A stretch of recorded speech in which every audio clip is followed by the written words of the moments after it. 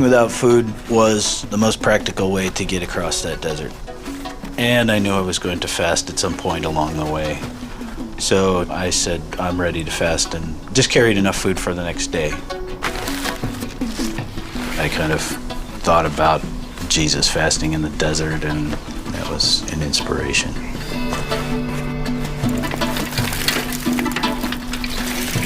After dropping the bike, I had a sense of elation that I still had the courage to go on. And I was still walking in the direction that I had planned. I was ready to go and feel the larger things in life that I had been neglecting. And tears came so fast that once I was alone and felt alone and I could let them out, they just poured out. This is what I need to be doing out here.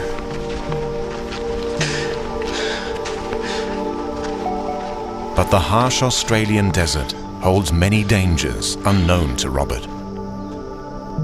Yeah, then it is a dangerous country. It's, it's a sacred land, and, there's snakes and scorpion. I mean, something as simple as a sprained ankle, if you're walking through that desert, would probably incapacitate you to the point where you're not going to be able to walk, and that will kill you. Despite blistered feet, Robert is coping well. After about 3 or 4 days, my stomach settled down to feeling comfortable. It was empty and it was comfortable. There's a little thought that you should eat, but it's not at the forefront of your mind.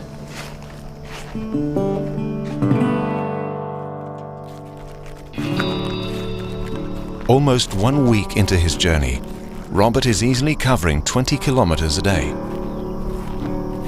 I stayed on that track and I walked and I walked. And I started noticing different things about the landscape or the color of the sand.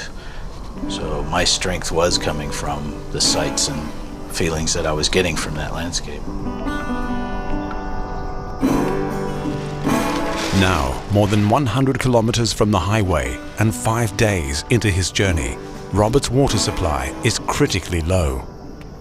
Without water, those who lose their way in the Australian desert do not survive for long.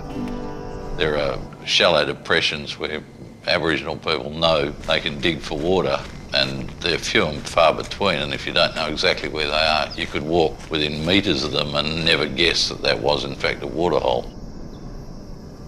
Most of the skills that I learned about survival in Australia were how Indigenous people used to live and how they would find water, they would dig for it. I was fascinated with that. There's water out here in this desert, you just have to look for it and intuitively find it. Robert's medical training in the fire department taught him that a person can survive without water for only 3 days. He'd soon put this theory to the test. I tried to just say, my water's going to run out in a day, but I'll still have 3 days to find more.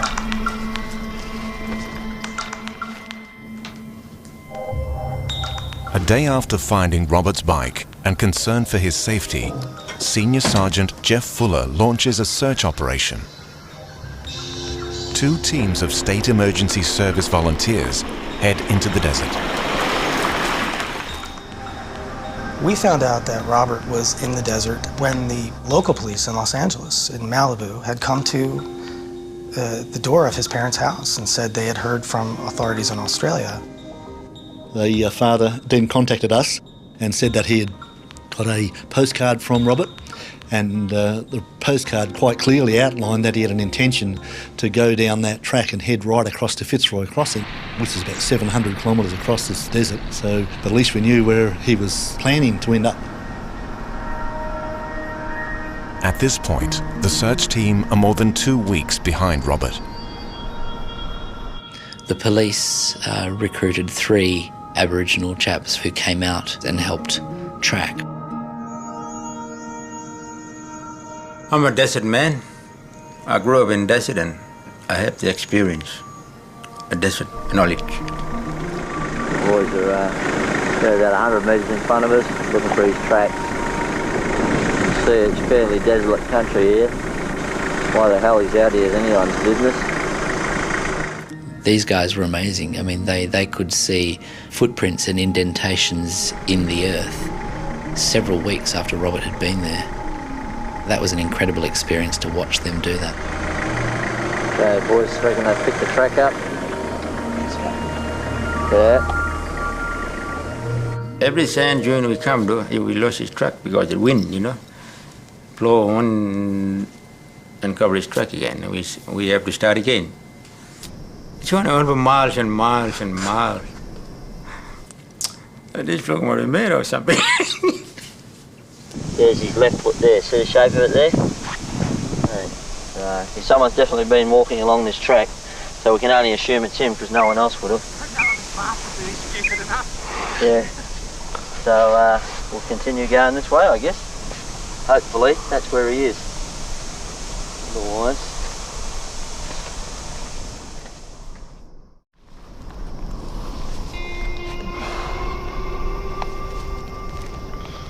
By now, Robert's partner Janet is growing increasingly anxious. Neither she nor Robert's family have had any contact with him in weeks. His relationship with his parents and with his sister at times was very strained, very difficult. And I think he was looking for an answer to the reason for that unhappiness. I thought about the postcard I sent to my folks. I knew that they would not understand what I was doing. And then I thought, this isn't the end of it all. You're gonna see him again. And they will know eventually. Robert's water has now completely gone.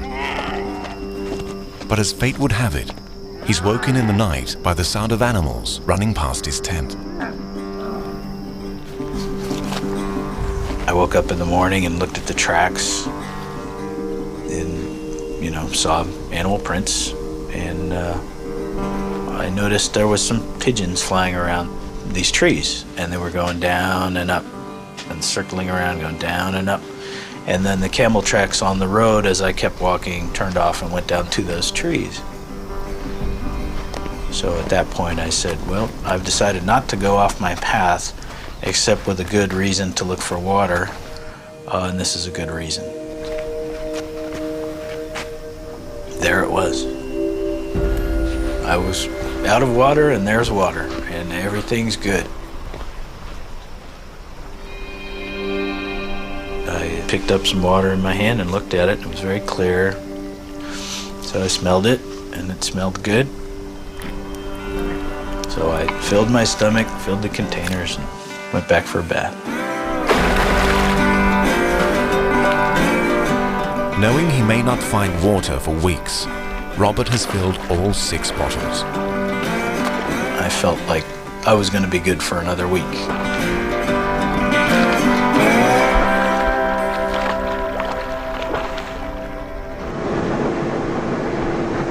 Believe it or not, we are actually on the road. Ben Martin and TV reporter Troy Heinem have joined the search. Here we have the intrepid reporters from the west chasing us through the desert, and Ray's doing a magnificent job cleaning all the crap, trees, branches that Ted drove through. That someone drove The through. treacherous conditions in the desert cause havoc with the vehicles. And Ray's doing a magnificent As job. engines overheat and tires get punctured daily, the rescue effort almost grinds to a halt. Once you've got flat tyres in the soft sand, they're very difficult to change, and that really slowed our pace down. We started to think we'll never actually catch him.